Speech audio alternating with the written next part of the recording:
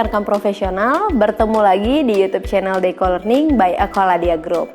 Nah, untuk rekan-rekan profesional yang mau menyaksikan video ini, jangan lupa yuk dukung kami dengan subscribe channel ini. Dan berhubung subscribe itu gratis, jangan lupa ya di subscribe, dan agar kami juga dapat membuat video-video menarik lainnya. Selamat menyaksikan video ini ya. Assalamualaikum warahmatullahi wabarakatuh. Semangat pagi teman-teman semua. Semangat pagi, Pak. Selamat pagi, sehat Pak. Semuanya ya. Pagi. Sehat, Pak. Alhamdulillah, di kondisi WFH ini kita masih bisa bertemu walaupun secara online ya. Pada hari ini saya akan sesuai dengan permintaan dari teman-teman di CEO, saya akan membawakan satu tema PMO. Tapi sebelum itu, marilah kita berdoa dulu agar acara ini bisa berjalan dengan lancar dan juga agar pandemi yang terjadi di seluruh dunia ini bisa segera berakhir dan kita bisa kembali bisa berinteraksi secara normal. Berdoa, kita mulai.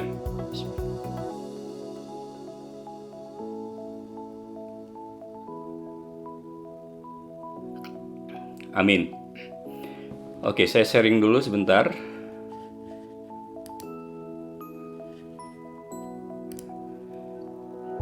Baik, teman-teman semua, saya coba mengangkat tema ini, PMO model. Kalau tadi no one size fits all ya, saya coba rubah aja biar lebih enak lagi. Jadi one size does not fit all. Kenapa tema ini saya angkat? Karena ketika saya di kelas, ketika kita belajar mengenai project management, ini seringkali ditanyakan masalah PMO ini. Ada yang menanyakan, Pak, PMO itu apa? Apakah PMO itu sama dengan project manager? Apakah PMO itu hanya merupakan pekerjaan-pekerjaan yang sifatnya administrasi? Atau PMO itu hanya nge-report gitu? Atau bagaimana? Nah, juga ada beberapa pertanyaan. Pak, kenapa PMO di tempat saya berbeda dengan di tempat yang lain? PMO di tempat saya seperti ini, PMO di tempat yang lain seperti itu. Padahal kita ada pada industri yang sama. Kita mengerjakan pekerjaan-pekerjaan yang sama gitu. Tapi kenapa bisa berbeda? Nah, dari hal seperti inilah, dari pertanyaan-pertanyaan seperti inilah, maka saya kira hal ini layak diangkat ya. Jadi tema PMO model ini layak diangkat. Tetapi saya akan sedikit membatasi karena kalau kita bicara mengenai PMO model ini akan sangat lebar ya, akan sangat besar sekali temanya. Jadi saya coba angkat tema yang cukup lumayan cukup lumayan untuk bisa kita cerna ya. Jadi bukan satu tema yang kemudian kita sampai ke agile PMO model dan sebagainya. Saya hanya akan berbicara PMO yang praktikal, yang kebetulan saya pernah melaksanakannya. Dan saya juga saat ini saya juga sedang melaksanakan sebagai seorang PMO di organisasi sebuah PMO. Baik, sebentar. Oke. Pertama-tama saya perkenalkan dulu. Mungkin teman-teman ada yang sudah pernah bertemu dengan saya juga. Nama saya Denny Purwadi. Kebetulan saya baru 27 tahun bergerak di project management. Sejak saya mulai kuliah sampai selesai kuliah sampai sekarang, saya bekerja di lebih banyak roles-nya di project management. Saya sebagai project manager practitioner, sebagai konsultan, pernah juga dan juga sebagai training facilitator. Kemudian area yang saya banyak geluti pada saat lalu sampai sekarang, terutama di area project planning and control, kemudian juga project management office, EVMS itu adalah Earned Value Management System, kemudian PMIS. Hampir separuh perjalanan pekerjaan saya itu di bidang PMIS, yaitu Project Management Information System. Saya menggunakan Primavera, Artemis, dan juga MS Project. Kalau teman-teman lihat di sini, perjalanan saya di dunia konstruksi, oil and gas, IT, telecommunication, dan finance ya. Pertama-tama ketika selesai kuliah, saya di construction. Background saya kebetulan adalah civil engineering. Setelah itu, pada tahun akhir 97, saya hijrah masuk ke dunia telekomunikasi selama beberapa tahun di sini. Kemudian setelah itu masuk ke oil and gas, sempat juga di oil and gas, project oil and gas, kemudian di project finance dan konstruksi, dan pada tahun 2006 saya kembali lagi ke project telekomunikasi sampai saat ini. Jadi sudah lebih dari 20 tahun saya di project telekomunikasi.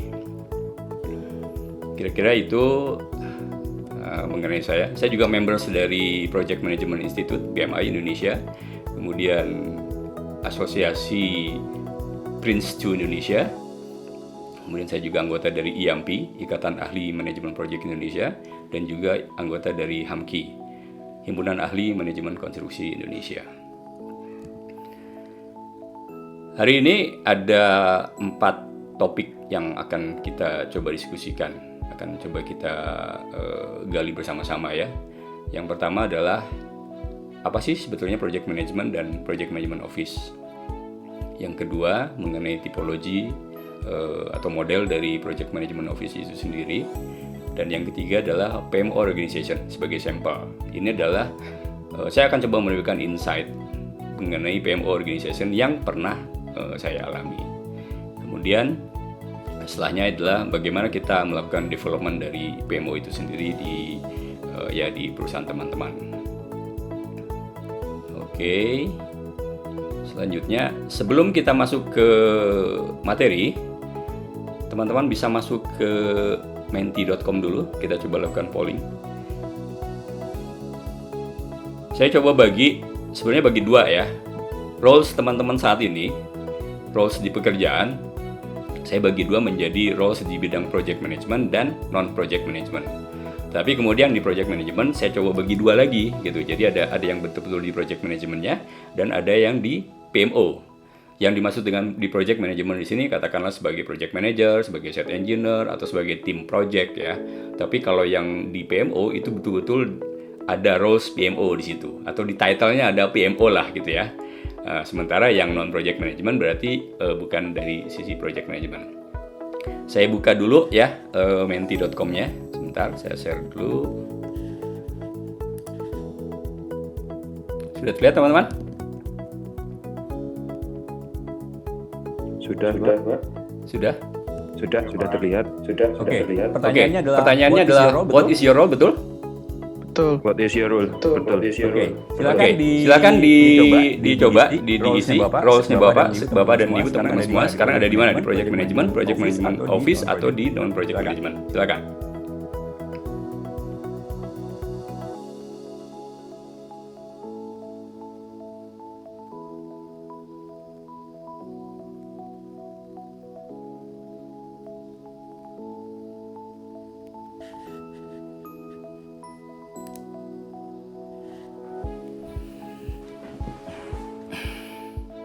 Belum ada yang masuk?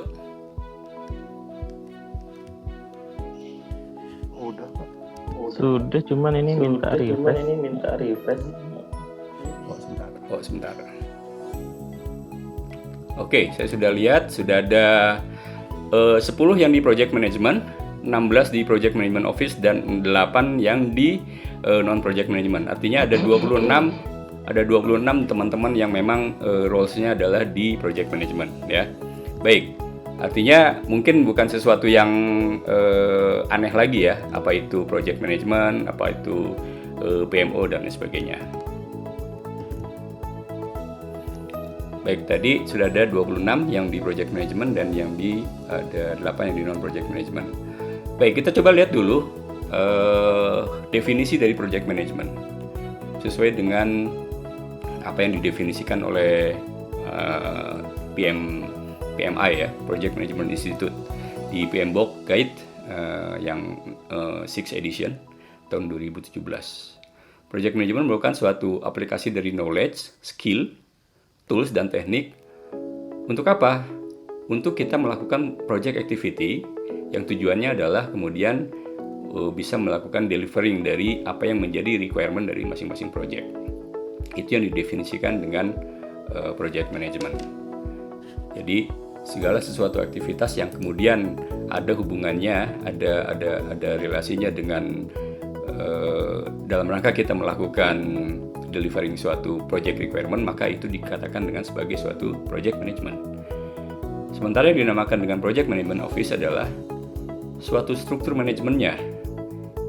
Dia bisa melakukan standarisasi the project related governance-nya, ya, baik itu prosesnya. Kemudian mereka juga melakukan fasilitasi atau sharing resources, ya, metodologi, tools, dan teknik. Jadi ini adalah perbedaan antara project management dan project management office. Tapi jangan salah, ada beberapa juga yang suka mengartikan PMO itu adalah sebagai project management officer, ya, project management officer, di mana itu adalah officernya. Ya, mungkin hal ini berlaku di beberapa tempat, tetapi pada umumnya secara standar yang dinamakan dengan project management office itu adalah suatu organisasinya, ya, bukan orangnya. Kalau orangnya sendiri di PMO itu nanti bisa bermacam-macam. Nanti kita lihat di organisasi PMO yang akan saya berikan sampelnya nanti.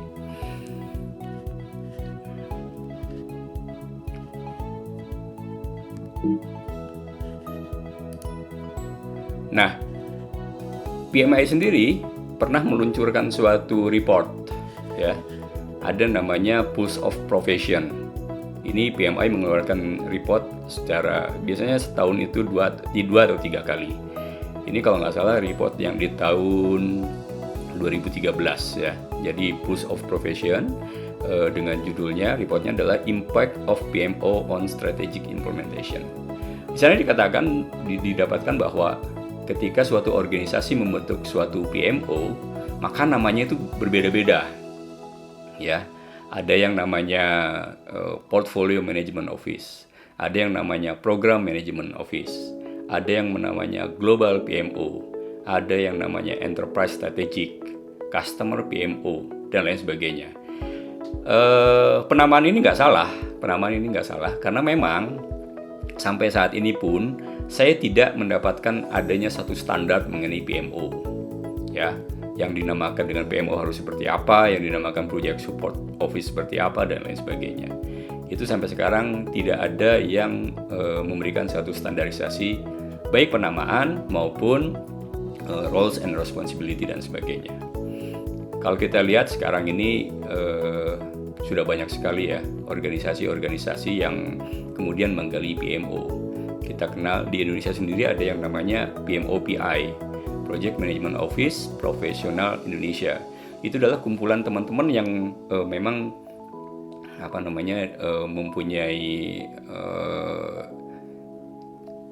passion yang sama di bidang PMO. Kemudian mereka berkumpul. Teman-teman di PMOPI ini saat ini memang sedang mencoba melakukan suatu guidance, membuat suatu guidance mengenai PMO, ya.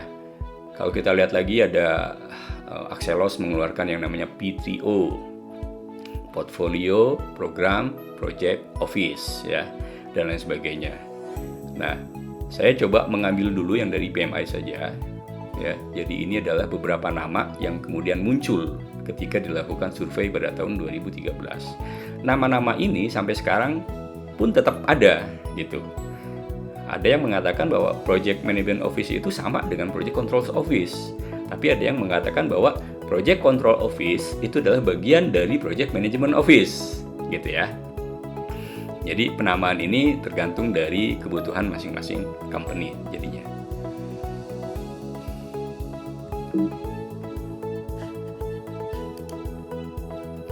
Nah, komponen-komponen apa saja yang kira-kira masuk ke dalam PMO? Kalau kita melihat sesuatu sistem, biasanya memang ada 3 komponen ini. Ada komponen prosesnya, kemudian ada di komponen people-nya, dan ada di komponen teknologi. Kalau kita lihat proses, berarti ada suatu proses yang dibikin, SOP, Standard Operation Procedure, ya, ada corporate methodology, ada form, ada template, ada checklist yang kita buat bersama. Kemudian bagaimana kita melakukan proses quality, baik quality assurance maupun quality audit proses. Kemudian adanya continuous improvement. Teman-teman mungkin kenal dengan yang namanya PDCA ya, Plan, Do, Check, Action. Nah, corporate methodology, form template, quality process, continuous improvement itu merupakan suatu bagian dari komponen yang ada di PMO. Kemudian setelah itu komponen yang lainnya adalah dari sisi people-nya. Kalau kita melihat dari sisi people-nya, yang pertama harus kita melihat kompetensi standarnya. Apakah people yang ada di dalam PMO itu mempunyai standar kompetensi yang sama atau tidak? Kemudian bila misalkan itu masih belum sama, ya kita masih belum mempunyai satu pemahaman yang sama mengenai katakanlah suatu terms di dalam PMO dan sebagainya, maka kemudian kita harus melakukan menyamakan kompetensi standar yang ada. Caranya lewat apa? Lewat training, kemudian ya kompetensi development. Setelah itu ada juga yang melakukan sertifikasi dari people yang masih di people tadi. Jadi ada juga bagaimana proses assignment people-nya terhadap project-project. Selain itu juga perlu diperhatikan adalah adanya career path-nya ya. Jadi ini merupakan bagian komponen-komponen yang ada di bidangnya PMO. Ya. PMO bisa kan tadi ada standar ya yang kita buat, juga bisa melakukan standar career path. Seseorang itu ya career path di bidang project manajemennya seperti apa? Katakanlah misalkan dari sebagai tim dari satu project, kemudian meningkat menjadi katakanlah sebagai seorang engineer project, kemudian meningkat lagi menjadi site manager, meningkat lagi menjadi project manager, menjadi senior project manager, kemudian setelah itu sampai ke level katakanlah ada sampai project director dan sebagainya. Hal ini bisa dilakukan, bisa dibuat career path seperti ini dibuatnya oleh tim PMO itu sendiri. Ya, jadi PMO akan mempunyai satu jenjang karir. Dengan demikian, orang-orang yang terlibat di dalam bidang project management ini di dalam PMO ini akan mempunyai suatu challenge ya, suatu challenge bahwa oke, kalau saya setelah ini saya harus jadi apa? Berapa tahun kemudian saya akan jadi apa gitu. Selain itu juga ada yang namanya sistem reward dan punishment ya. Tentunya ada stick and carrot-nya. Nah, kemudian komponen yang ketiga itu adalah dari sisi komponen teknologinya. Komponen teknologinya adalah katakanlah bisa dengan menggunakan project management software seperti yang saya tadi sudah singgung, ada PMIS, Project Management Information System. Project management software saat ini berkembang sangat pesat sekali ya. Kita kenal kalau dulu project management software itu hanya sebatas untuk pembuatan schedule ya, menggunakan Artemis lah, menggunakan Primavera. Saat ini banyak sekali orang menggunakan yang namanya Microsoft Project dan lain sebagainya. Tetapi dengan seiring perkembangan digitalisasi dan sebagainya, maka yang namanya project management software itu bukan hanya melulu untuk pembuatan schedule, tetapi termasuk di dalamnya adalah untuk communication tools-nya ya, untuk knowledge dan document management dan sebagainya. Itu ada di dalam satu tools. Kalau dulu tools itu dibuat sendiri-sendiri ya, toolsnya itu maksudnya berdiri sendiri, ataupun paling banter itu adalah server base. Tapi sekarang dengan kemajuan teknologi ada juga yang sudah menggunakan SaaS atau software as a service ya, bukan hanya software yang kemudian kita install di komputer kita sendiri, tapi software project management yang sudah berbasiskan web, berbasiskan teknologi itu sendiri. Baik, sekarang kita lakukan polling sekali lagi. Polling yang kedua adalah, menurut teman-teman, mana yang harus datang duluan? Apakah yang datang duluan itu prosesnya, people-nya, atau teknologinya yang harus kita ya kembangkan terlebih dahulu. Silahkan kembali masuk ke menti.com, masih sama nomornya.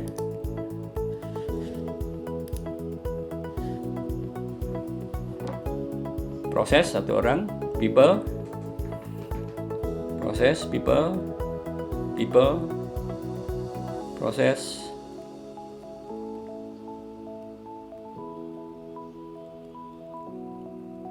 Ya, ternyata kecenderungannya lebih kepada people dan proses ya.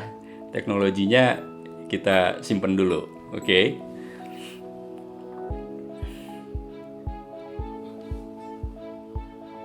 Ya, dari ini saya melihat bahwa semuanya setuju bahwa yang harus kita kedepankan dulu adalah dari sisi proses dan people-nya dulu. Dan yang paling banyak kita lihat di sini adalah pengembangan dari sisi people-nya dulu. Ketiga ini sebetulnya bisa berjalan bersamaan. Ya, ketiganya bisa berjalan bersamaan, tidak ada yang harus yang tidak yang menjadi prioritas pertama. Tetapi biasanya memang di setiap masing-masing tim PMO atau project management itu sendiri akan membuat, kita dahulukan yang people-nya dulu katakanlah ya. Kemudian baru setelah itu kita membuat prosesnya. Tapi sekarang kalau people-nya sudah ada tapi tanpa proses gimana gitu. Jadi biasanya juga berjalan bersamaan. Ya. Kemudian tadi kan kita sudah ada yang namanya continuous improvement dari waktu ke waktu, dari waktu ke waktu, kemudian kita lakukan improvement baik terhadap prosesnya, baik terhadap people-nya, juga terhadap penggunaan teknologinya itu sendiri. Dari survei yang dilakukan, yang paling besar komponennya adalah di sisi people-nya, ya, yang harus banyak dikembangkan memang dari sisi people-nya. Kemudian yang kedua adalah dari sisi prosesnya, dan yang terakhir adalah dari sisi teknologinya. Bisa dikatakan bahwa kalau komponen itu merupakan komponen PMO itu merupakan 100%, maka di people itu ada yang mengatakan sebesar 50% atau setengahnya. Setengahnya kita bergerak di bidang people-nya. Kemudian 30%-nya itu adalah di prosesnya, dan yang 20% adalah di sisi teknologinya.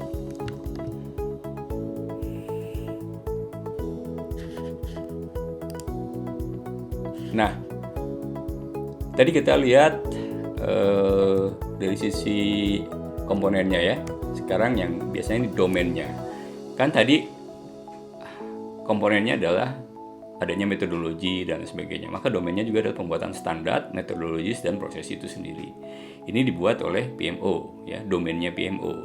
Kemudian ada juga yang domainnya adalah menjadi project atau program delivery management.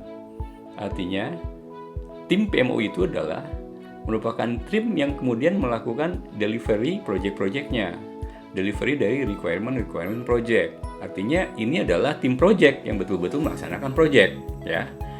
Kemudian ada juga portfolio management. Ini lebih kepada biasanya juga dihubungkan nanti dengan strategiknya dari perusahaan. Nah, tadi berbicara mengenai people. Maka domainnya PMO pula yang melakukan talent management, ya. Di domainnya PMO lah yang kemudian dia bisa melakukan proses training, bahkan mungkin internal certification sebelum mengambil sertifikasi di luar, entah itu sertifikasinya PMI, entah itu sertifikasinya Axelos dan lain sebagainya. Maka dilakukan dulu yang namanya development di dalam. Ya, itu termasuk dari domainnya PMO. Kemudian governance dan performance management. Governance di sini lebih kepada project governance. Apakah project-project yang dikerjakan itu sudah memenuhi standar dan metodologi proses yang sudah dibuat dan disepakati bersama atau tidak, gitu ya. Kemudian ada juga yang domainnya adalah administration dan support. Tadi di awal saya sempat ada yang menanyakan kan, apakah PMO itu hanya sebagai administrasi? Ya, mungkin teman-teman yang menanyakan masalah yang seperti ini itu karena melihat PMO memang sifatnya administrator, ya. Administrasi ini ya mungkin mengumpulkan report-report, kemudian report-report itu dikompil, kemudian disampaikan kepada level yang lebih tinggi, kepada C-level atau kepada BOD dan sebagainya. Atau misalkan hanya sekedar supportnya adalah pembuatan dari template-template ya dan lain sebagainya. Kemudian domain yang lainnya adalah PMO juga sebagai knowledge management. Knowledge management di sini bukan hanya sekedar knowledge dari yang tadi, yang standar, metodologi dan proses, tetapi juga PMO ini juga bisa mengumpulkan semua hal-hal yang terkait dengan project ya. Lesson learn yang ada di dalam project itu kemudian dijadikan satu ya, sehingga pada saat kita mempunyai satu project yang sama, kita bisa melihat dari knowledge management. Oh, dulu kita pernah punya project seperti itu. Bagaimana caranya kita melakukannya?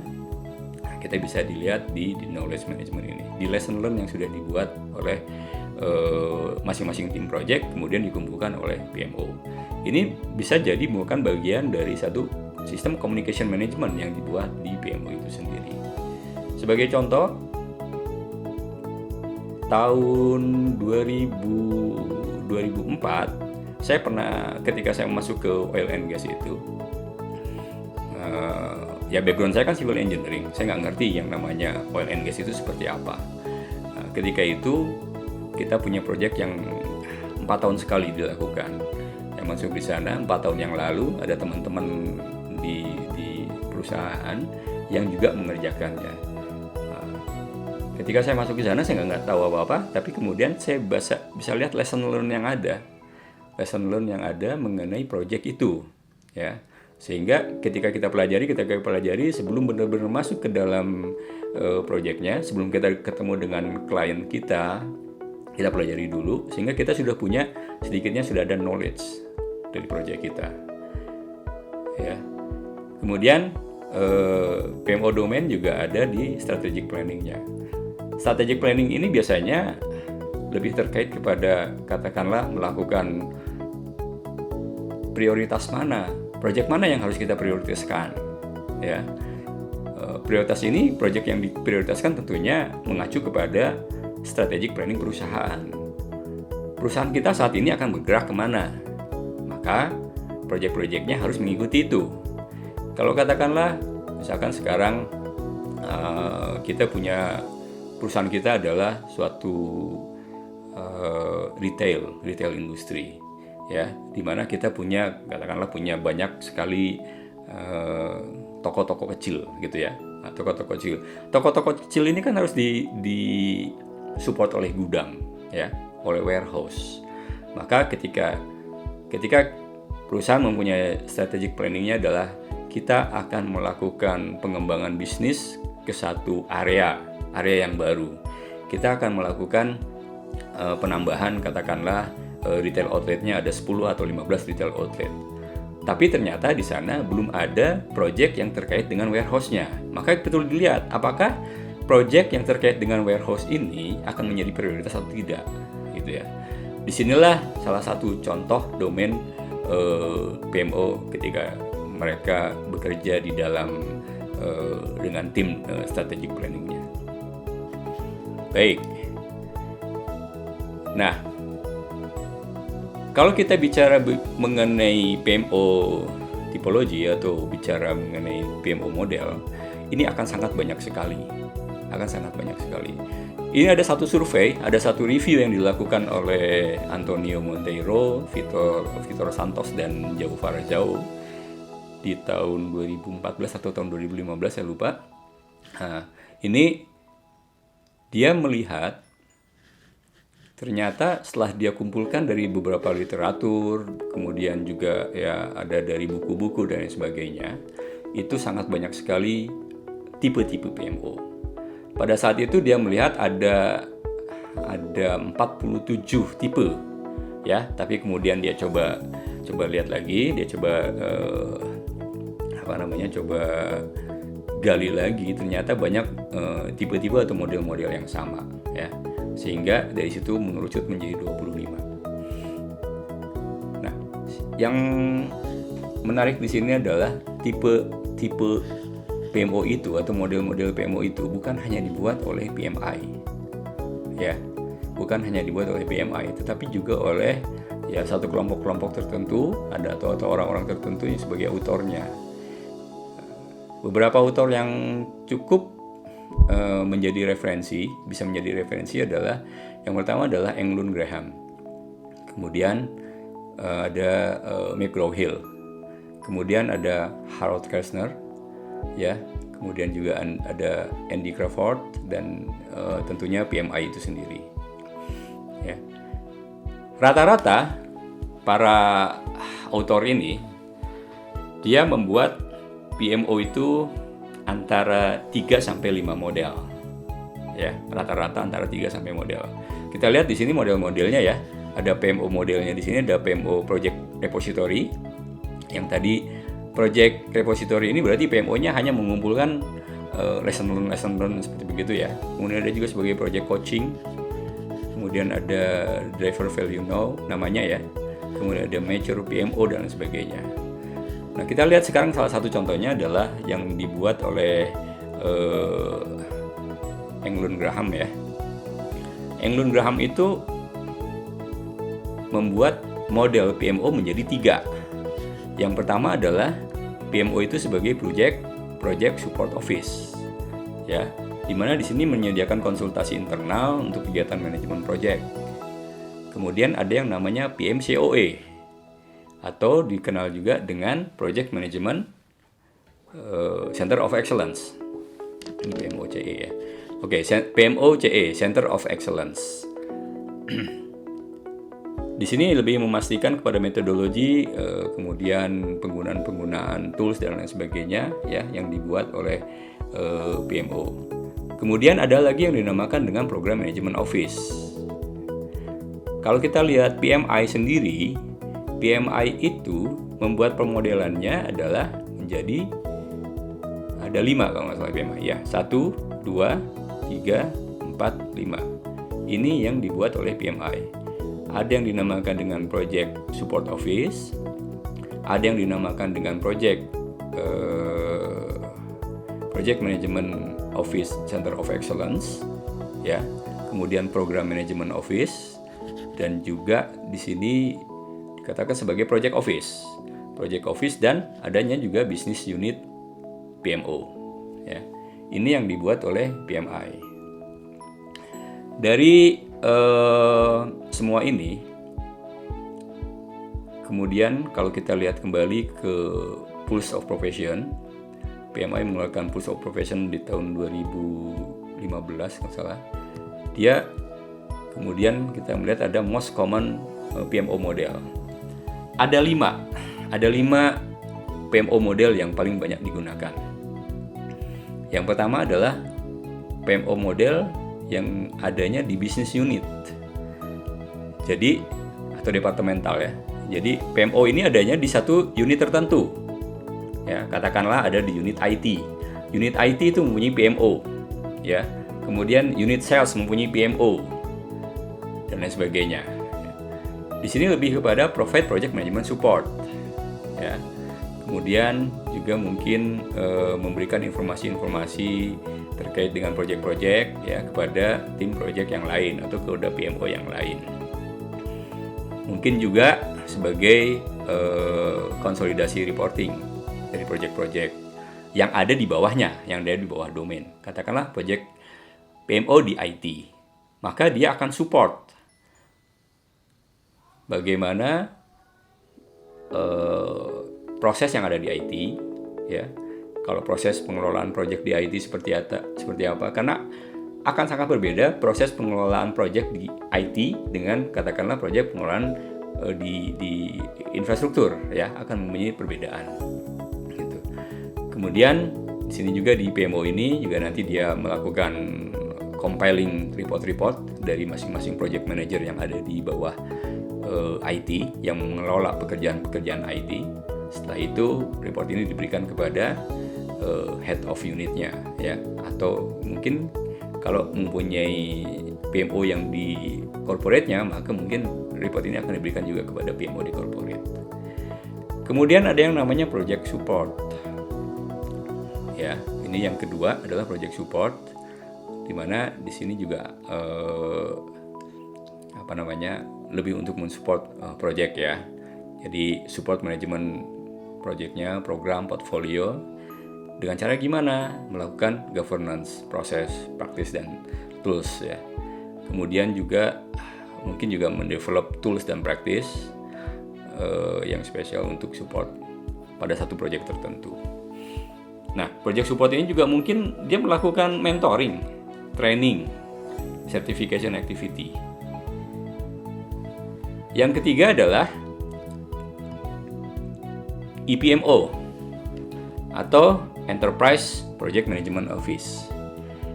Ini bisa dikatakan sebagai level tertinggi dari PMO. Biasanya dia melakukan alignment dari project-project atau program yang ada di perusahaan. Ya. Kemudian juga dia melakukan governance terhadap project-project yang ada, baik di level project, program, atau portfolio. Kemudian di IPMO juga melihat bagaimana sih benefit realisasi dari suatu project yang sudah mereka buat ya.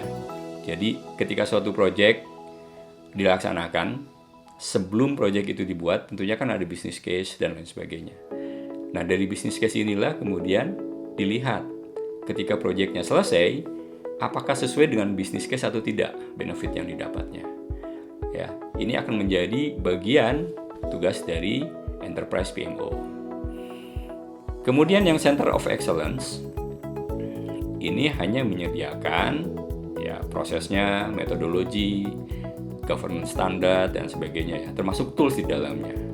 Nanti saya akan berikan contohnya. Nah, kemudian ada satu lagi yang terakhir adalah project specific. Project specific ini adalah satu tim PMO yang benar-benar mengerjakan satu project saja. Biasanya ini sifatnya temporer, hanya untuk mengerjakan satu project tertentu saja. Setelah project ini selesai, maka timnya akan bubar, PMO-nya bubar, ya. Tidak ada lagi yang namanya PMO untuk project itu. Ya, contoh-contohnya nanti akan saya berikan setelah ini. Sampai saat ini ada yang bertanya, Mbak Novi? Bapak Denny, ada satu pertanyaan nih Silakan. dari Ibu Ana Hanifah. Pertanyaannya adalah untuk pengembangan dari domain governance and performance management, apakah ada suatu pelatihan spesifik untuk bisa mengetahui standar proses dari domain tersebut? Silakan Pak. Oke, secara pelatihannya itu nanti akan kita kembalikan lagi ke masing-masing PMO-nya. Kan tadi PMO-nya akan membuat satu guidance ya, akan membuat satu guidance di mana standarnya, standar prosesnya, standar metodologinya, project harus dikerjakan seperti apa. Nah, ketika standar itu sudah dibuat, tentunya ada hal-hal yang kemudian harus dinilai. Nah, PMO akan menilai, oh ternyata project ini belum melakukan standar seperti ini, gitu ya. Jadi lebih kepada nanti kalau misalkan dikatakan trainingnya adalah lihat trainingnya itu dalam melihat proses metodologi yang ada di grup PMO itu sendiri. Gitu. Nanti kalau setelah kita mengetahui harus ada seperti begini, harus ada seperti begini, tapi tidak dikerjakan, maka secara governance berarti proyeknya tidak berjalan dengan baik. Ya. Sebagai satu contoh, di satu organisasi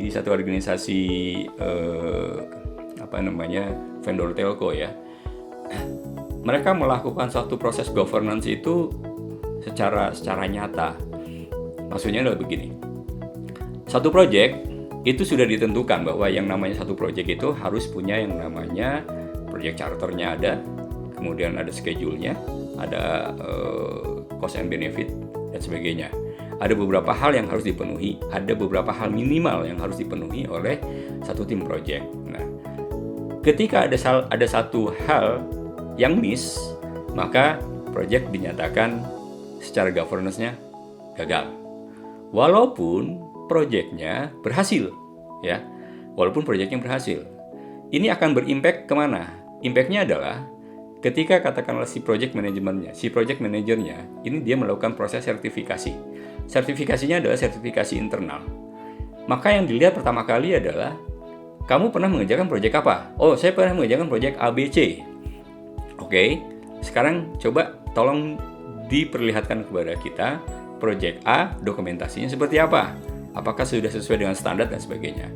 Ketika ada satu hal yang miss, katakanlah dia tidak membuat risk manajemennya, padahal risk management itu harus ada, maka dia bisa dinyatakan gagal. Ya, kenapa? Karena secara governance seharusnya risk management itu ada. Begitu kira-kira Mbak. Oke, semoga Ibu Hanifah sudah cukup jelas ya. Bila nanti ada yang masih kurang bisa disampaikan di kolom chat. Bapak, ini ada 2 pertanyaan, ada dari 2 peserta lagi, mau dilanjut berjawab dulu ya. Boleh? Oke. Dari Bapak Nurul Kamal, mau tanya, kalau dalam struktur organisasi PMO itu di atas project manager atau dia terpisah atau bagaimana ya? Terima kasih. Silakan Pak. Oke Pak, nanti kita masuk ke ini ya, ke sampel aja ya sekaligus. Nanti bisa dilihat di sampel secara struktur organisasinya seperti apa. Oke, siap. Berarti bisa 1 pertanyaan lagi Pak? Boleh, silakan. Sebenarnya ini nggak 1 pertanyaan sih, ada 4 ternyata dari Bapak Maruli itu. Oke. Pak Maruli. Pertanyaan yang pertama, PMO dalam struktur organisasi project ada di mana antara PM dan PMO? Padahal sama di ya dalam pertanyaan project, yang besar yang pertama ya. Oke. Padahal di dalam project management tugas PMO sudah masuk dalam organisasi project seperti controller, admin, QC, project office. Itu nanti ya. Oke, yang kedua, dalam skala project apa diperlukan PMO, besar atau kecil? Yang ketiga, kapan PMO dibutuhkan?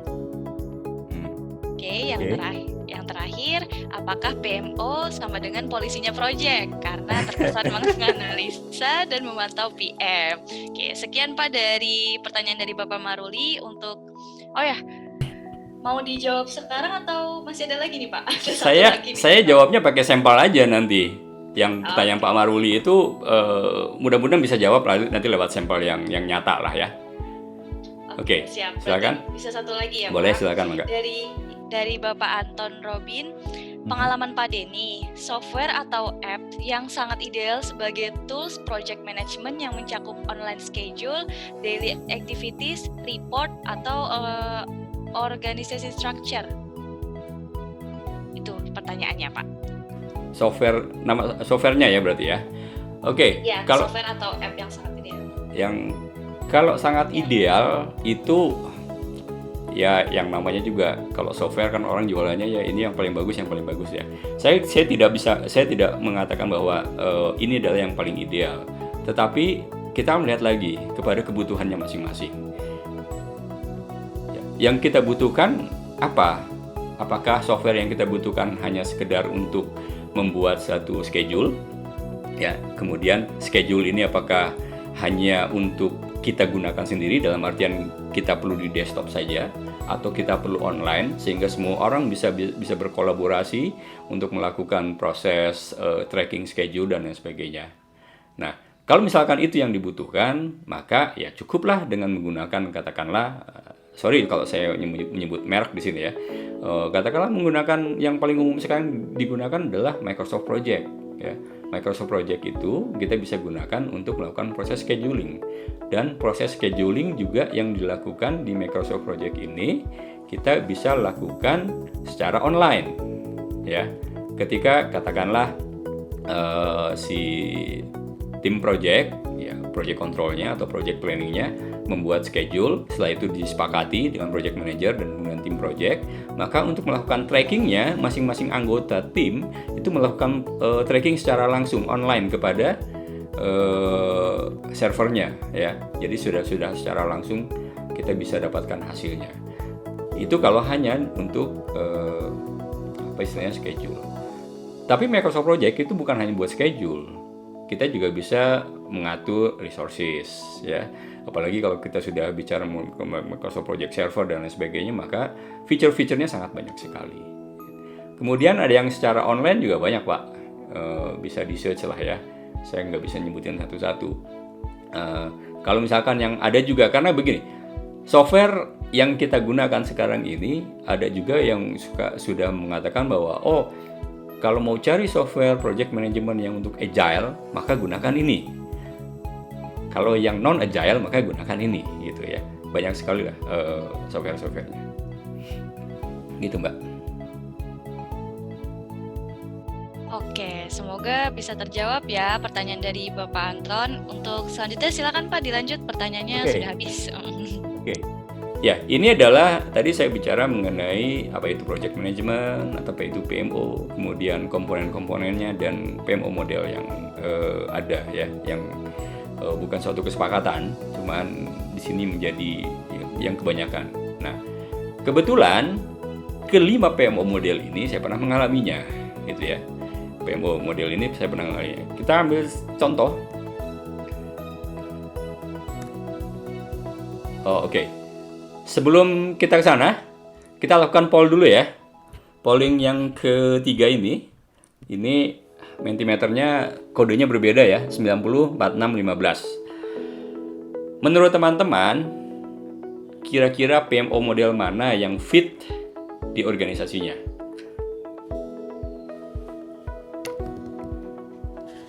Saya pakai dulu Mentimeternya, masuk ke Mentimeter.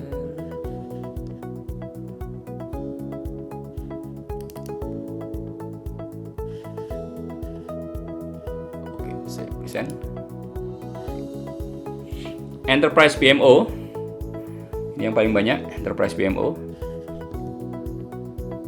Business Unit Department, oke. Project Specific, Business Unit.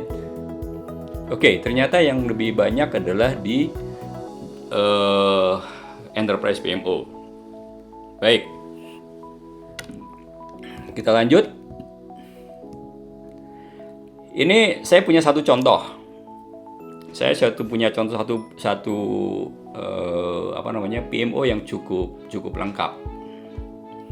Saya ngambil ketika tahun 98, saya punya kesempatan masuk ke sebuah multinational company bergerak di bidang telekomunikasi. Head office-nya adalah di New Jersey, di US. Kemudian perusahaan ini mempunyai banyak region. Ada, saya lupa, 4 atau 5 region. Ada di North America, ada di EMEA, kemudian di Asia Pasifik dan lain sebagainya. Nah, di masing-masing region itu kemudian membawahi juga yang namanya business unit atau country team. Saya gabung di Indonesia, masuk ke country team Indonesia. Otomatis Indonesia masuk ke regionnya Asia Pasifik. Perusahaan ini sangat besar sekali. Karyawannya sampai puluhan ribu ya, dan ada business unit. Kita masuk ke dalam business unit yang dinamakan dengan GSP, Global Service Provider. Ya. Nah, di Global Service Provider ini PMO modelnya cukup lengkap. Paling nggak ada 4 PMO model. Yang pertama adalah PMO model untuk di head office-nya, kemudian PMO model di project di region, PMO model di country team, dan PMO model yang untuk project-nya. Kita lihat satu-satu. Di headquarter ini sifatnya hanya, ya kalau tadi dibilang support ya, karena headquarter ini pekerjaannya adalah hanya melakukan pembuatan project management methodology dan standard management. Ya, di headquarter ini dikenal dengan PMP&D, Project Management Platform and Development. Ya, jadi yang dibuat platformnya itu adalah platform dari metodologinya maupun platform dari sistem informasinya. Ya. Di sini juga membuat project policy, prosedur, template, dan lain sebagainya. Kalau teman-teman lihat sebelah sini, ini adalah yang sudah dihasilkan, ya, guidance yang sudah dihasilkan oleh PMP&D. Ada governance, project management, proses manajemennya, training certification, dan PM career path-nya juga ada. Ada satu buku yang paling banyak dipakai, yaitu Executive Guide. Executive Guide ini menjadi menjadi handbooknya kita melakukan proses project management. Di situ ada metodologinya, ada standarnya, policy, prosedur, templates. Kemudian diterjemahkan menjadi masing-masing handbook. Ada handbook untuk project management, ada program logistik management, ada project control handbook. Ini saat ini masih under development saat itu ya. Sekarang nggak tahu. Kemudian dibagi-bagi lagi menjadi lebih detail lagi, ya. Guide-nya menjadi sangat detail sekali. Ada proses dictionary toolkits, ada PM Professional Development Guide, ada Resource Management Guide, ada program logistik guide dan sebagainya. Ya. Ini sangat detail sekali. Jadi orang-orang yang di headquarter itu memang salah satu pekerjaannya adalah merancang ini. Merancang metodologi, merancang standarnya untuk digunakan di seluruh region dan di seluruh country team. Ya. Sehingga nanti diharapkan semua tim project maupun non-tim project, ya, project management dan non-project management bisa mempelajari ini. Sehingga kita mempunyai satu kesamaan bahasa ketika kita melakukan proses project, program ataupun portfolionya. Sekarang kita lihat fondasinya, ya, platformnya yang dibuat oleh PMPND ini. Di sini ada suatu platform yang dibuat dari mulai proses dan prosedur, ya. Kalau tadi kita kenal komponennya itu adalah proses, kemudian ada professional development, ini lebih kepada komponen people-nya, dan komponen teknologinya, ya, sistem arsitektur. Ini dipikirkan oleh PMPND. Ada yang namanya executive guide tadi, ada proses dictionary, kemudian best practice dari pelaksanaan project, ya, dibuatlah PM Guide Series, kemudian program progress report, dan seterusnya dan seterusnya. Dari sisi professional development, ini ada yang namanya PM Education and Certification. Saat itu perusahaan bekerja sama dengan yang awal-awalnya kalau nggak salah itu dengan George Washington University, ya, untuk bisa melakukan PM Education.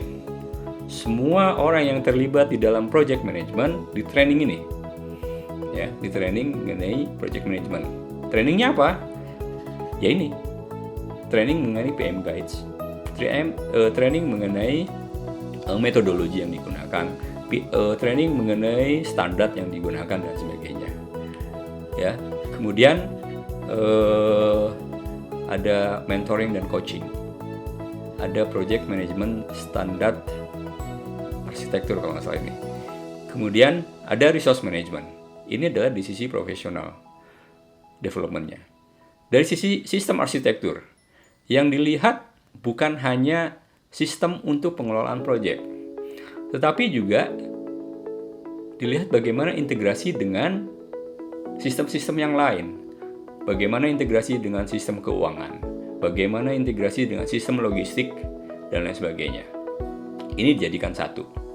Saya teringat ketika tahun 2002, sistem yang ada itu begitu banyak dan tumpang tindih.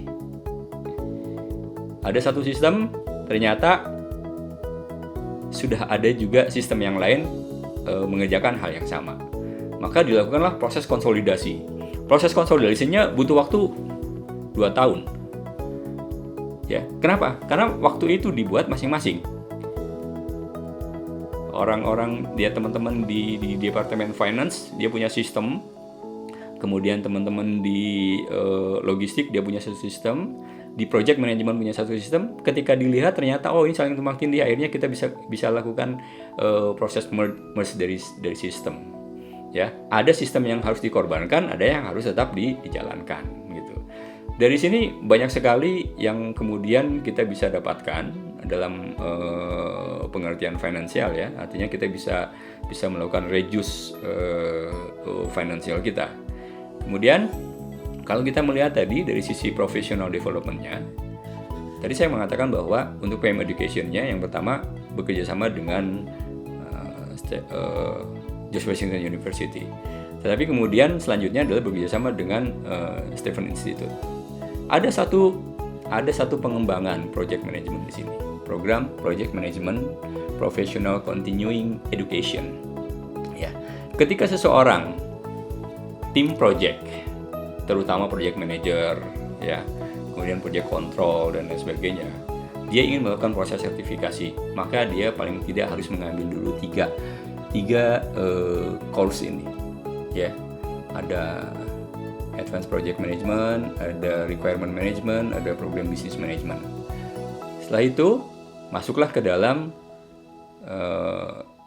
program yang dikerjakan oleh Stephen Institute. Kemudian ketika selesai semua, ya, baik dari George Washington University maupun Stephen Institute, kemudian dikeluarkanlah satu sertifikat, ya, yang tadi saya ada MCPM.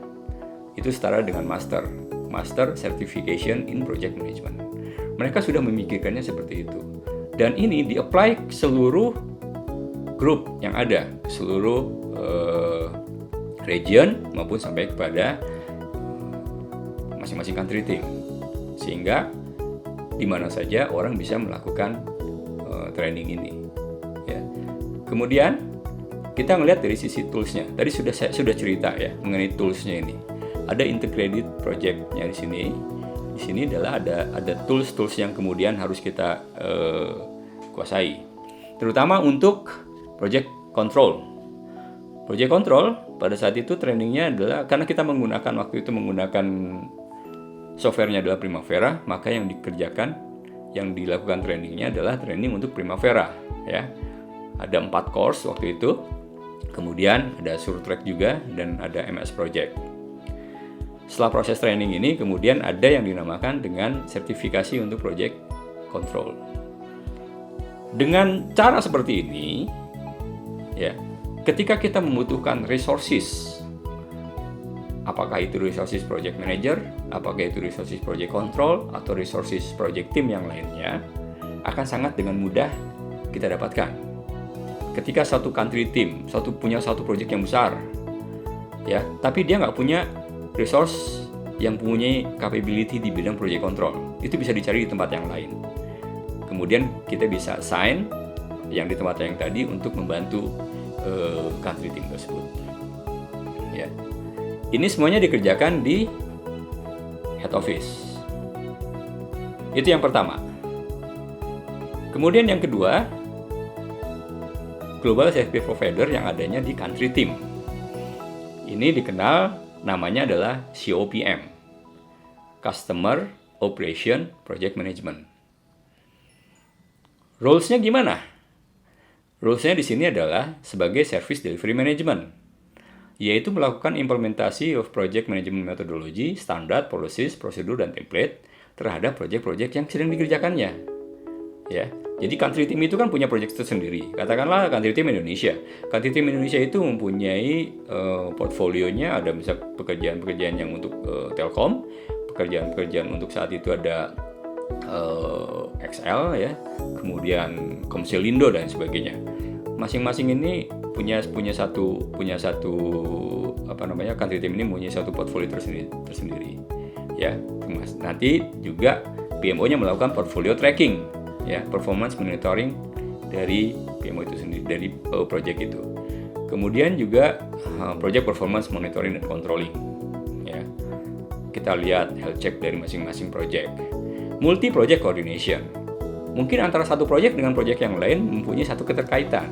Katakanlah project transmisi mempunyai keterkaitan dengan project switching dan sebagainya, maka ada koordinasi yang dilakukan dari masing-masing project manager. Juga melakukan interface dengan functional unit yang lain. Maksudnya adalah interface dengan, katakanlah, dengan unit logistik, dengan unit finance, dan lain sebagainya. Maka dilakukan di level Project Management Office ini. Project Management Office ini terdiri dari Project Management Team. Nah, ini tadi pertanyaannya kan, Pak, ya. Jadi sebenarnya levelnya ada di mana, gitu kan? Nah, kebetulan di sini Project Management Team itu adalah ada Project Manager, ya. Kemudian ada Project Control, ada Quality Assurance, dan ada Contract Management. Keempat tim ini menjadi bagian dari COPM. Ya, jadi ada project manager, banyak sekali project manager, ya, sehingga kita dinamakan juga sebagai pool of resources. Yang saya katakan tadi, ketika satu country team, katakanlah Singapura punya satu project besar, Indonesia punya banyak orang, dan ini kebetulan terjadi gitu ya. Kebetulan saya pada saat itu masuk di timnya Project Control. Tim Project Control itu kita punya ada 8 orang. Pada saat masa krisis tahun 98 itu di Indonesia slow down, proyeknya slow down. Kemudian banyak akhirnya di antara kita yang hanya mendapatkan proyek itu cuma satu kayak begitu. Sementara kita punya 8 orang project controller. Kemudian ada permintaan dari Singapura, kita butuh 3 orang project control. Karena kebetulan di Singapura itu country teamnya, COPM-nya tidak punya banyak resource project control. Nah, ketika kita ngeliat, available nggak di kita? Kalau misalkan kita rilis 3 orang, ya, kita rilis 3 orang untuk berangkat ke Singapura, bisa nggak? Ternyata bisa. Maka kita kirimkan 3 orang ini. 3 orang ini ke Singapura untuk membantu proyek-proyek di Singapura. Ya. Begitu. Jadi, kalau tadi ditanyakan sebelumnya project manager itu ada di mana? Ataukah di bawahnya PMO atau bagaimana? Tergantung dari organisasi yang di-create. Kebetulan di sini di-create-nya adalah ada di atas itu ada COPM, level yang paling tingginya itu adalah Director COPM. Kemudian di bawahnya ada kumpulan-kumpulan tadi, ada grup project manager, ada grup project control, ada grup quality, dan ada grup kontrak, gitu ya. Itu yang dibuat. Oke. Itu di country team. Sekarang kita ngelihat contoh yang dilakukan di levelnya region. Di region itu ada satu yang namanya satu unit yang khusus memegang account-nya global atau dikenal dia dengan Global Account Management. Ya, untuk Asia Pasifik. Kebetulan pada tahun 2000 awal saya desain ke sana untuk menjadi bagian dari GAM Asia Pasifik.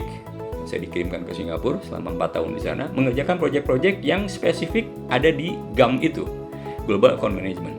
Global Account Management ini dia lebih melihat proyek-proyek yang lintas negara. Saat itu saya mengerjakan proyek kabel bawah laut, ada kabel bawah laut EAC 1 dan EAC 2. EAC 1 itu adalah East Asia Crossing 1 yang menghubungkan antara benua Amerika dengan benua Asia. Ya, ini hanya melibatkan 2 negara.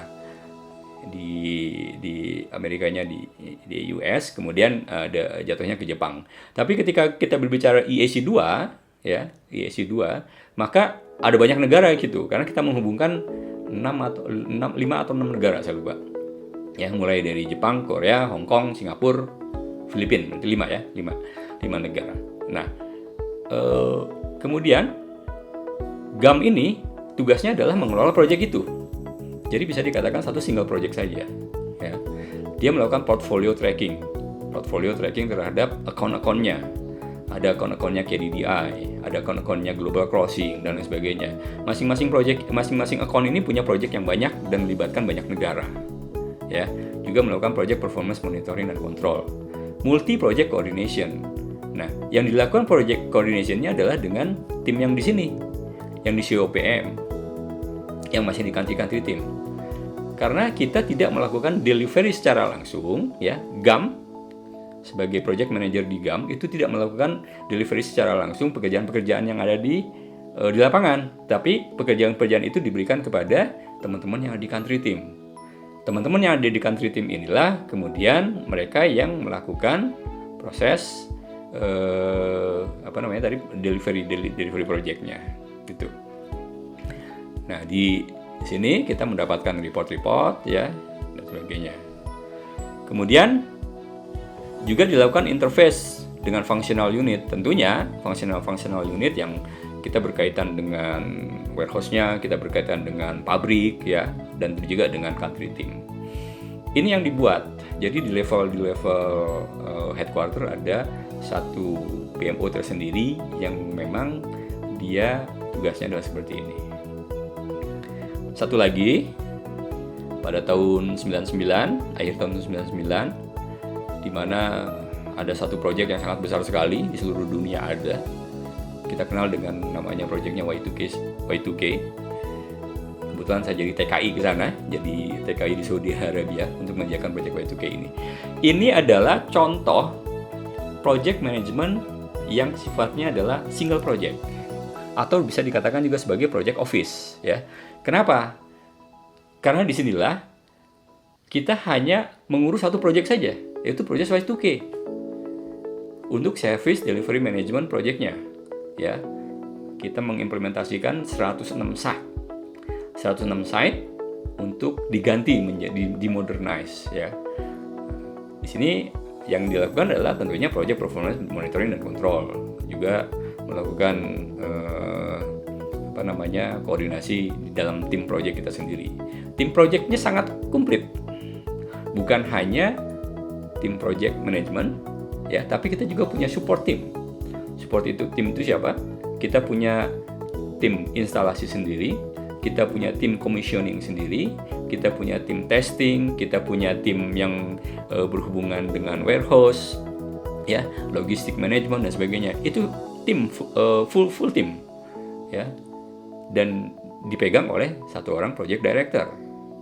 Kita bagi menjadi 3 saat itu, ada 3 bagian, ada project manager di region Riyadh, ada di region Dammam, dan ada di region Jeddah gitu. Masing-masing project manager ini punya tim sendiri. Ada tim project controlnya ada, kemudian quality assurance-nya ada dan sebagainya. Ketika projectnya selesai, bubar itu PMO-nya, bubar project office-nya gitu, karena sifatnya ad hoc, hanya satu kali untuk project itu saja. Maka di sini adalah single project coordination. Ya, saya rasa itu yang cukup bisa memberikan insight ya kepada teman-teman bahwa yang 4 model ini sangat berbeda kan. Ya. Ada satu lagi yang ingin saya berikan ketika saya membantu sebuah bank di Indonesia untuk membuat PMO. Ya, pada saat itu kita usulkan ada 3 levels PMO modelnya. Yang pertama adalah PMO itu ada di bawah, ada di lehernya BOD. Ya. Inilah yang mungkin sekarang dikenal dengan namanya Enterprise Project Management Office, ya. Di sini the corporate level. Ya. Kemudian ada PMO yang di level divisi atau business unit, ya. Ada PMO-nya sendiri di sini, katakanlah ada PMO di IT, ya. Dia hanya untuk business unit itu saja. Ya. Kemudian ada juga PMO yang berdiri sendiri, yang seperti tadi Y2K-nya Saudi Arabia ya.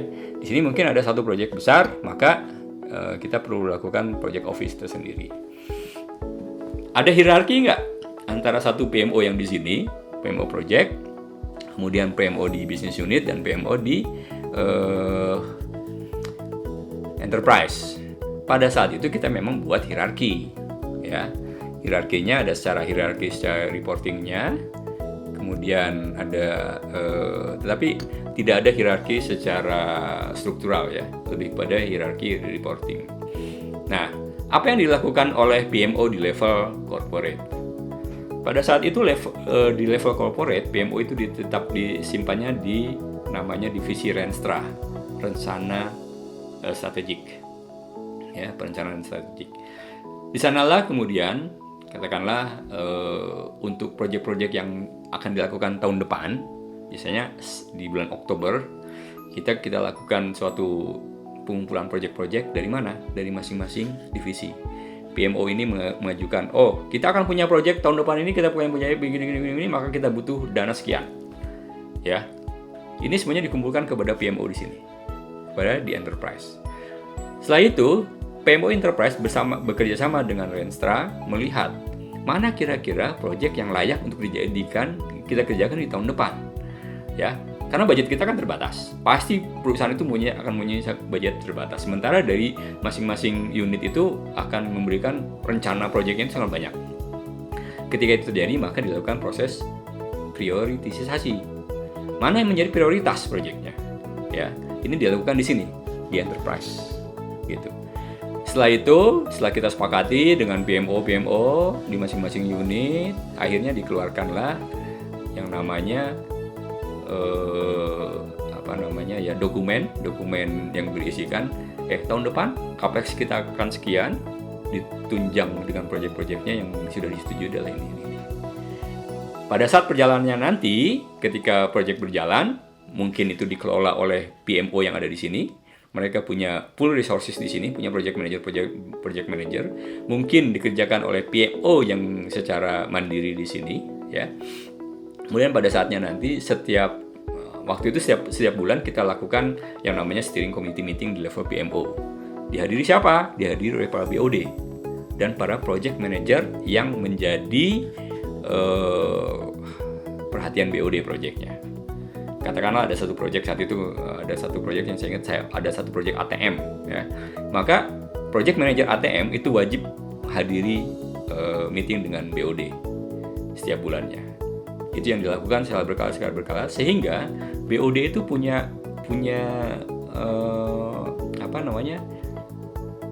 pengetahuan, project ini sudah sampai sejauh ini, project yang ini sudah sampai sejauh ini. Ada bakal resiko yang terjadi di project mana, itu sudah bisa diputuskan dari awal kalau harus ada keputusan dari level yang lebih tinggi. Ini adalah level PMO model. Kemudian setelah itu what next? Nah, ketika kita tadi sudah tahu model PMO development, model PMO-nya seperti apa, kemudian komponen PMO dan sebagainya, maka ketika kita akan melakukan PMO development, yang pertama kali dilihat adalah assessment-nya current state seperti apa. PMO kita ini seperti apa sekarang. Kemudian kita define PMO goals-nya, scope dan service. Tentunya kita harus punya support dari atasan kita atau dari katakanlah yang menjadi yang mengeluarkan titah untuk membuat satu PMO, ya. Ada istilahnya, mungkin ada steering committee PMO dan sebagainya, ya. Kita define PMO goals-nya mau dibawa kemana nih, arahnya kita mau bawa kemana PMO ini. Apakah PMO ini nanti akan membuat seperti yang tadi, harus ada steering committee meeting setiap bulannya dan sebagainya, maka kita akan define, kita perlu enterprise PMO, ya. Atau apakah kita perlu satu unit khusus yang membuat tadi metodologi sampai kepada memikirkan mengenai pengembangan resources dan sebagainya, dan itu dilihat di define dulu di PMO goals, scope dan services-nya. Kemudian dibuat juga PMO maturity roadmap-nya. Kita tidak mungkin membuat satu unit PMO dalam waktu cepat, ya. Ketika kita menginginkan 3 levels PMO tadi, ini kita inginkan semuanya dalam 1 tahun, itu tidak bisa dilakukan. Pada saat itu di bank itu kita lakukan sampai 4 tahun, ya. Kita punya yang namanya maturity roadmap. Kita mulai dulu dari apa? Kita mulai dulu dari yang paling rendah deh. Kita buat dulu yang namanya PMO di level IT, ya. PMO di level IT. Kita belum buat di finance, di marketing, dan sebagainya. Kita baru buat di business unitnya IT dulu PMO ini. Ya, kita lihat dulu. Kita lakukan yang namanya piloting, PMO pilot implementation, ya. Lalu kita lakukan PMO pilot implementation. Setelah kita buat tadi semuanya ada, kemudian kita coba implementasinya gimana? Ya, kita coba lakukan pilotingnya, ya. Kemudian define metodologi, proses dan template. Bangun PMO timnya. Pada saat tahun pertama di bank itu PMO tim hanya ada sekitar 7 orang kalau nggak salah. Dia yang memikirkan membuat metodologi, proses, tools-nya belum, ya. Kemudian juga dilakukan communication dan change management. Dan yang terakhir adalah tentunya continuous improvement. Setelah kita mendapatkan hasil dari pilot implementation yang pertama, ternyata ada harus yang kita improve. Apa yang kita improve? Mungkin metodologinya, mungkin prosesnya, mungkin template-nya, atau mungkin orangnya, mungkin resources-nya, tools dan sebagainya. Sehingga dengan demikian lama-kelamaan kita akan bisa mendapatkan, ternyata model PMO yang paling fit di organisasi kita adalah seperti ini, ya. Kenapa beda dengan toko sebelah gitu? Ya memang karena di organisasi kita, culture kita seperti begini, di tempat yang lain juga berbeda gitu. Demikian yang bisa saya sampaikan mengenai PMO model ini. Selanjutnya saya kembalikan ke moderator. Oke, barusan ya ada pertanyaan nih Pak dari Bapak Ray. Sebentar, saya bacakan dulu. Pak Denny, perlu diklarifikasi istilah PMO-nya ya, soalnya kalau di saya fungsi PMO itu hanya sebatas administrasi dan posisinya di bawah PM. Thank you Pak, gitu. Ya, Lebih ke oke. klarifikasi sih. Ya, itu bisa saja dikatakan sebagai PMO seperti begitu, Pak. Itu kalau memang terms yang ada di tempat Bapak seperti begitu ya. Tapi kalau tadi kita lihat model-model tadi, berarti PMO-nya itu adalah PMO yang sifatnya support, ya. Bisa dikatakan PMO support. Tapi itu yang seperti yang saya katakan tadi bahwa kalau hal yang seperti itu biasanya orang mengatakannya PMO itu sebagai Project Management Officer, ya, orangnya sebagai PMO, bukan PMO sebagai suatu organisasi. Mungkin gitu, Pak. Oke. Bapak Ibu, apakah masih ada yang ingin ditanyakan? Karena di chatroom saya cek belum ada pertanyaan lagi nih. Kalau misalkan ada yang mau ditanyakan langsung dengan Pak Denny, silakan angkat tangannya di depan kamera ya. Kalau misalkan tidak ada, mungkin kita bisa selesaikan sesi kali ini. Oke, kita tunggu 1 menit ya Pak. Sambil saya cek, masih ada nggak yang mau bertanya? Oh, ini ada lagi nih Pak. Monggo. Dari Bapak Nurul Kamal, apakah setiap proyek harus ada PMO? Di proyek saya tidak melihat ada PMO. Silakan Pak. Oke. Kembali tadi Pak ya, bahwa PMO itu kan suatu organisasi. Kalau misalkan tadi ditanyakannya adalah apakah setiap proyek itu selalu ada PMO. PMO itu biasanya adanya di organisasi perusahaannya. Ya, kalau tadi misalkan PMO itu menjadi suatu PMO yang akan menjadi single project atau project office, maka itu bisa dikatakan juga sebagai PMO. Proyek Bapak sekarang katakanlah begini, kita punya satu proyek infrastruktur, membangun apartemen atau membangun hotel, ya. Secara tidak sadar, proyek tim di situ bisa dikatakan juga sebagai PMO, yaitu project office gitu tapi namanya ya. Tapi di situ akan menjalankan suatu berbagai macam pekerjaan-pekerjaan yang dikerjakan oleh PMO. Kecuali tadi misalkan tim project ini dia tidak bisa melakukan proses yang namanya mentraining orang, karena training orang itu harus melalui HCD misalkan gitu ya. Maka itu menjadi domain yang lain di luar domainnya PMO. Dalam hal ini project office. Contohnya yang tadi ketika saya di Saudi Arabia itu, ketika ada permintaan training untuk staff projectnya, ya itu tidak dikerjakan oleh tim PMO-nya itu sendiri. Tapi kita balik lagi tadi, kita minta ke teman-teman di country team, dalam hal ini human capitalnya di country team, untuk bisa melakukan training kepada tim yang ada. Dan kemudian setelah kita karena pada waktu itu kita ada kebutuhan training untuk project control ya, untuk Primavera. Tapi karena hanya 2 orang tidak memenuhi kuota, maka kita mencari teman-teman dari project yang lain. Ada nggak yang dibutuhkan untuk training? Akhirnya terkumpulkan 15 orang, ya udah. Kemudian perusahaan membuat training tersendiri seperti begitu. Itu berarti di luar domainnya si project itu sendiri, si yang project office tadi. Begitu, Pak. Oke, semoga terjawab ya Bapak Nurul Kamal. Oke, ada lagi nih ternyata nih Pak. Mungkin ini masuk ke pertanyaan terakhir ya dari Bapak Minoru KG. Maaf kalau OT nih, apakah PMO Manager itu sama sifatnya atau roles dengan Scrum Master ya katanya. Silakan Pak. Oke. Ada perbedaan sih sebetulnya ya. Kalau PMO Manager, nah PMO Manager tadi tergantung kan. PMO modelnya seperti apa? Kalau PMO modelnya yang tadi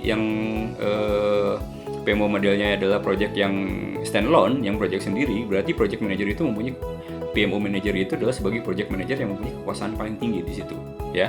Kalau PMO manajernya kita menggunakan model yang katakanlah seperti yang di country team ya.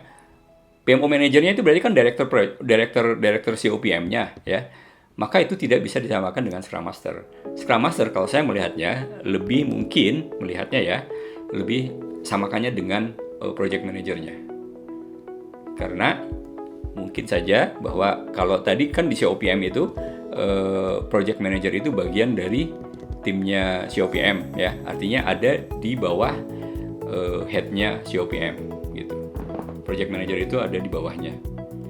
Dalam hari ini berarti project manager itu adalah blended ke dalam satu tim PMO. Begitu. Oke, bonus deh Pak, ada satu lagi nih. Oke, dari Bapak Lorian, berdasarkan pengalaman, berapa lama PMO itu bisa mature, baik dari sisi proses, metodologi, dan melihat dari skup perusahaan global atau local company. Silakan Pak. Ya, pertama saya coba melihat yang global tadi ya, yang GSP tadi. Kalau yang GSP tadi saya ngelihatnya itu butuh waktunya mereka cukup lama. Ketika saya belum masuk pun mereka sudah mulai lakukan itu. Ya, saya nggak tahu berapa lama. Cuman ketika saya masuk mereka masih punya PR untuk di sisi project controlnya. Sisi project controlnya itu 2 tahun baru selesai gitu. Ya. Nah, kalau bicara mengenai maturity-nya sendiri untuk perusahaan-perusahaan yang katakan perusahaan lokal, saya coba membuat saya pernah mencoba membuat maturity level di tempat saya bekerja. Itu ketika kita rumuskan bersama dengan atasan saya, dengan yang lain sebagainya ya, dengan grup-grup yang lain, dengan unit-unit yang lain, itu kira-kira kita membutuhkan waktu 4-5 tahun untuk bisa mature. Mature-nya di sisi apa? Bukan hanya mature dari sisi tim PMO-nya, bukan hanya dari sisi project management-nya, ya, project management team, tapi dari non-project management team. Itu kita libatkan gitu. Katakanlah, yang terlibat di dalam project itu kan bukan cuma project manager, project control, quality assurance, dan sebagainya. Tapi kan ada juga tim engineering, ada juga tim logistik, dan lain sebagainya. Maka mereka kita libatkan untuk mereka bisa mengerti yang namanya project management seperti apa. Gitu. Nah, untuk bisa mendapatkan hal seperti itu, maka hitung-hitungan kita waktu itu adalah kita butuh waktu 4-5 tahun. Kenapa? Karena kita mesti melakukan yang namanya tadi piloting. Setiap kita punya satu konsep, kemudian kita lakukan pilotingnya. Ya, kita selalu melakukan proses PDCA tadi.